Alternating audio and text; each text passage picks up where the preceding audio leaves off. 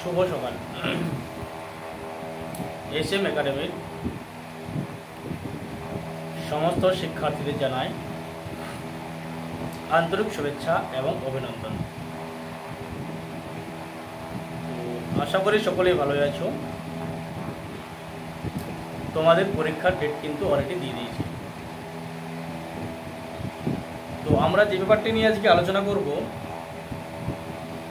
সেটা হচ্ছে তোমাদের সেকেন্ড সেমিস্টারের দর্শন, ফিলোসফি, মেজর এবং মাইনর সায়েন্স। আমরা মিনিমাম 17টি প্রশ্ন দেবো। যেগুলি আমরা 17টি প্রশ্ন দেবো মেজর থেকে, সেগুলোই কিন্তু মাইনর বা মেজরে করা যাবে। তো আমাদের জেনারেলি যে সমস্ত শিক্ষার্থীরা প্রথম দেখছো তারা অবশ্যই একটি লাইক, একটি কমেন্ট, সাবস্ক্রাইব অবশ্যই করে দেবে, অল নোটিফিকেশান অন করে দেবে পরবর্তী ভিডিওর জন্য, যাতে তোমরা কিন্তু পরপর সমস্ত ভিডিও পেয়ে যাও। এবং যে সমস্ত শিক্ষার্থীদের এখনও পর্যন্ত আমাদের গ্রুপে যুক্ত হতে পারোনি বা পারেনি, তাদেরকে তোমরা অবশ্যই আমাদের ভিডিও লিঙ্কটা দিয়ে দাও, যাতে তারা তোমাদের দ্বারা উপকৃত হয়ে যায়। চলো, ভিডিওটি যদি ছোটো হয় সেদিকে খেয়াল রেখে আমরা তাড়াতাড়ি চলে যাচ্ছি। মিনিমাম তোমাদের 17টি আমরা প্রশ্ন দেবো। 17টি প্রশ্ন ঝটপট খাতায় লিখে ফেলো। আর ভিডিওটা প্রথম থেকে শেষ পর্যন্ত দেখবে। যদি ভালো লেগে থাকে অবশ্যই লাইক, অবশ্যই কমেন্ট করবে, আর সাবস্ক্রাইব অবশ্যই করে দেবে, অল নোটিফিকেশান অন করে দেবে পরবর্তী ভিডিওর জন্য। চলো, কথা না বাড়িয়ে আমরা পরপর চলে যাচ্ছি ভিডিওর মধ্যে। 1 নম্বর প্রশ্ন লিখো, প্লেটোর জ্ঞানের তত্ত্বটি ব্যাখ্যা করো। প্লেটোর জ্ঞানের তত্ত্বটি ব্যাখ্যা করো। 2 নম্বর প্রশ্ন, এরিস্টটলের কার্যকারণ তত্ত্বটি ব্যাখ্যা করো। এরিস্টটলের কার্যকারণ তত্ত্বটি ব্যাখ্যা করো। 3 নম্বর প্রশ্নের মধ্যে চলে যায়, দেকার্তের ধারণা প্রকারভেদ আলোচনা করো। দেকার্তের ধারণা প্রকারভেদ আলোচনা করো। পরের প্রশ্ন, সত্যতা বিচারের মানদণ্ড। সত্যতা বিচারের মানদণ্ড প্রসঙ্গে দেকার্তের অভিমত বিচার করো। সত্যতা বিচারের মানদণ্ড প্রসঙ্গে দেকার্তের অভিমত বিচার করো। পরের প্রশ্ন চলে যাচ্ছি,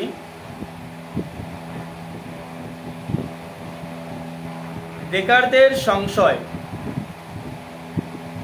দেকার্তের সংশয় পদ্ধতির তাৎপর্য ব্যাখ্যা করো। দেকার্তের সংশয় পদ্ধতির তাৎপর্য ব্যাখ্যা করো। পরের প্রশ্ন চলে যাচ্ছি, মোনাদ। মোনাদ কাকে বলে? মোনাদের বৈশিষ্ট্যগুলি ব্যাখ্যা করো। পরের প্রশ্ন, মোনাদের প্রকারভেদগুলি আলোচনা করো। মোনাদের প্রকারভেদগুলি আলোচনা করো। নেক্সট প্রশ্ন চলে যাচ্ছি আমরা,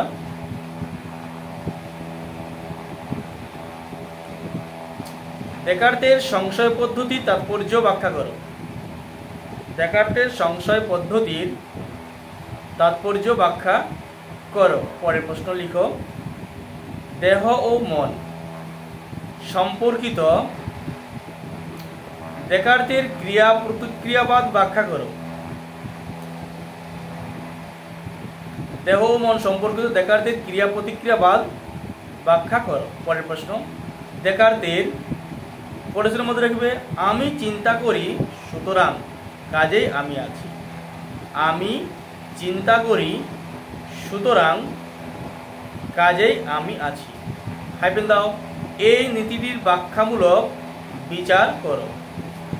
পরের প্রশ্ন, দেহ মন সম্পর্কিত স্পিনোজার সমান্তরালবাদ ব্যাখ্যা করো। পরের প্রশ্ন, দেহ মন সম্পর্কিত স্পিনোজার সমান্তরালবাদ ব্যাখ্যা করো। পরের প্রশ্ন, ঈশ্বরের অস্তিত্ব লক্ষ্যে লাইবনিজের যুক্তিগুলি ব্যাখ্যা করো।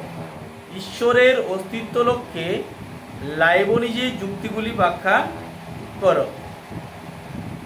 পরের প্রশ্ন, স্পিনোজার দ্রব্য তত্ত্ব ব্যাখ্যা করো।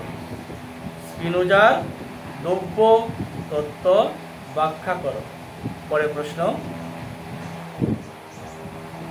পরিশ্রম মধ্যে রাখবে ঈশ্বরই সবকিছু, সবকিছুই ঈশ্বর, মানে ঈশ্বরেই সবকিছু, সবকিছু ঈশ্বর। স্পিনোজার এই মতবাদ ব্যাখ্যা করো।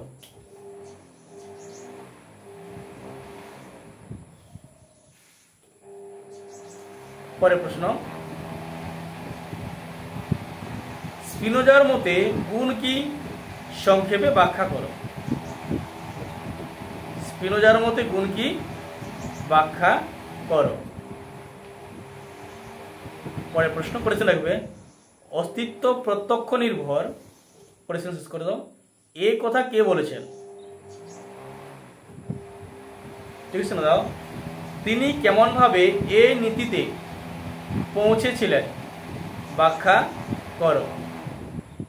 পরের প্রশ্ন, স্পিনোজার জ্ঞান তত্ত্ব ব্যাখ্যা করো ও বিচার করো। নেক্সট এবং লাস্ট প্রশ্ন, লাইবনিজের মনাদ তত্ত্ব ও চিৎ পরমাণু তত্ত্ব ব্যাখ্যা করো। চলো আমরা ভিডিও এখানে বন্ধ করি, পরবর্তী ভিডিও তোমার সাথে দেখা হবে।